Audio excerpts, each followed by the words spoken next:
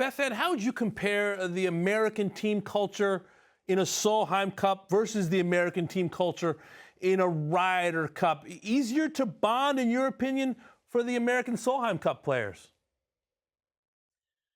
Not necessarily, no. I think, there's always ego. There's always going to be drama when you have a group of 12 together, whether it's men or women. And I think that's why the captain really has to look at the personalities that are on the team and who they're dealing with. And I think that was why it was such a good mix with Stacey Lewis, because this was by and large a more reserved team with her 5 rookies who have a lot of them have more naturally quiet personalities. They lead by example rather than rah cheers, and very different than the passion and the energy that we see from Suzann Pettersen. So I definitely think that from a culture standpoint, with 5 rookies on the team, and given what Stacey saw in 2021, she really wanted to make sure that these players understood what they were playing for, and so that's why she made the history such a big deal. They were literally walking displays of history on their golf bags, on their hats. They knew what they had stepped into, and so this was a huge building block year for Team USA, I think, because a lot of these players will be on the team for the next decade. And so that's why I think, as Angela Stanford has said, it was sort of a foundational shift for Team USA.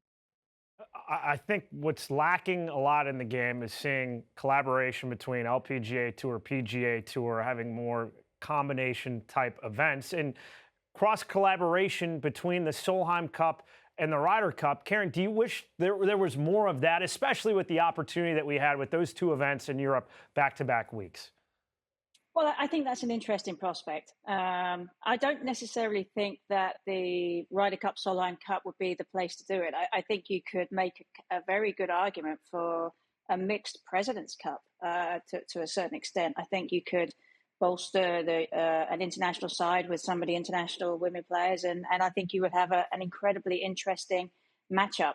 I think the way things are, obviously the women's game is always going to be helped along if men and the PGA Tour or the kind of want to get involved a little bit more, because we see it in tennis when you have the women's major, the majors played at the same location. You get a bunch of people tuning in and watching, and sometimes the women's tennis takes more of the center stage than the men's game. So I think you might be able to draw on that a little bit. But I think the one place I'd like to see happen might be the President's Cup. Beth Ann, we saw some great things at Finca Cortesine, including a tie. Europe retains the cup, but there was some internet, social media buzz that perhaps the players should have been sent back out for a playoff of some sort. How much was that just, Twitter or X now, chatter, versus something that potentially the Solheim Cup could do differently than the Ryder Cup? I think this is the situation in which the women should take the lead here, because I keep trying to imagine if the role had been reversed and this had happened at a Ryder Cup in today's modern era of social media.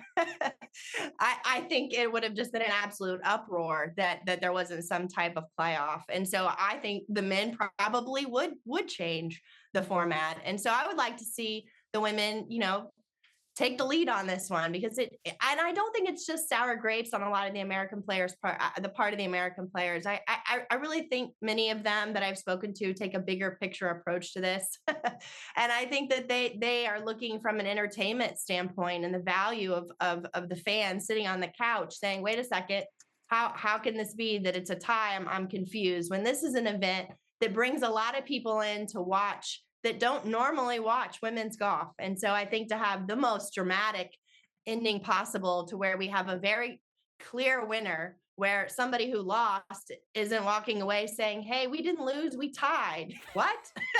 You're crying and the other team's celebrating. Clearly you lost. So, I just think we don't need that.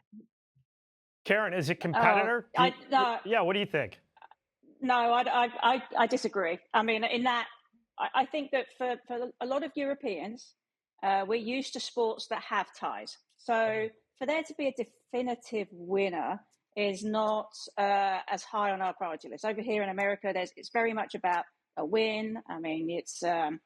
It's hard to imagine that a sport could have a tie. You think of of soccer, there's 0-0 draws. You think about cricket, people play for 5 days and it ends up with a tie in cricket.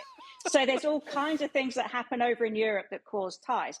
Now, the one thing I would say with regards to the Solheim Cup and Ryder Cup, could you imagine sending off one person to shoulder the burden of the whole team after you've played for 3 days and the responsibility just falls down on that one person when it's been a team event all week long? Unless you can find a way to get every single one of those players on the golf course and playing as a team, then why would you have a playoff?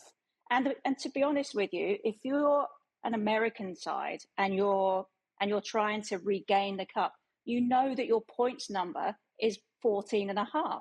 If you don't get to 14.5, you didn't achieve the goal of winning the cup back.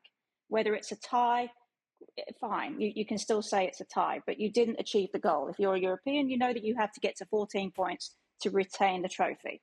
There is a definitive line there in the sand as to what happens anyway. Just because we want over here in America finalized results doesn't necessarily mean it's the right thing to do. And I do think that if you send 1 or 2 players out, I mean, imagine how they would feel if it didn't work out and they were the ones that were, everything was riding on after 3 days of the whole team. If we can devise a way for all 12 players to do it, you might kind of get me on board with it, but otherwise, leave it as it is.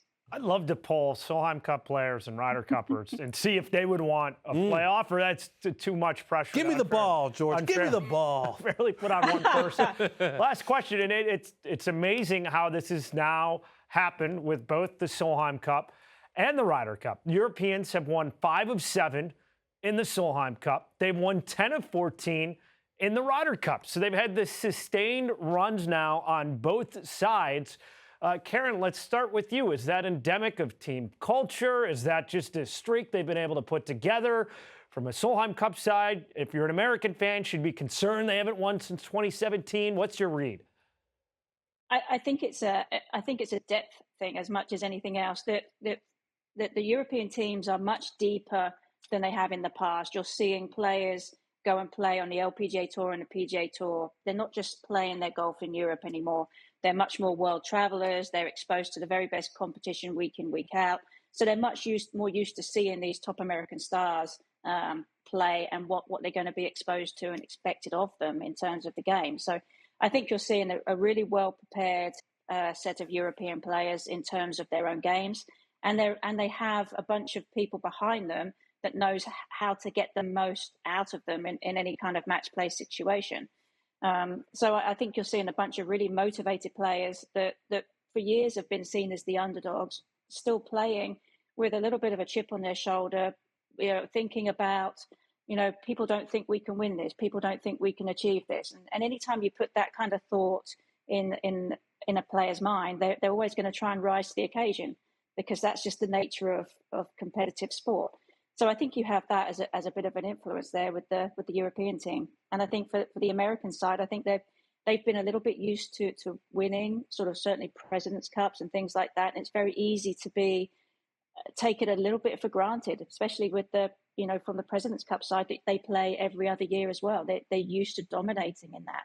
So it's hard to kind of get up and running to play against a very highly driven European team.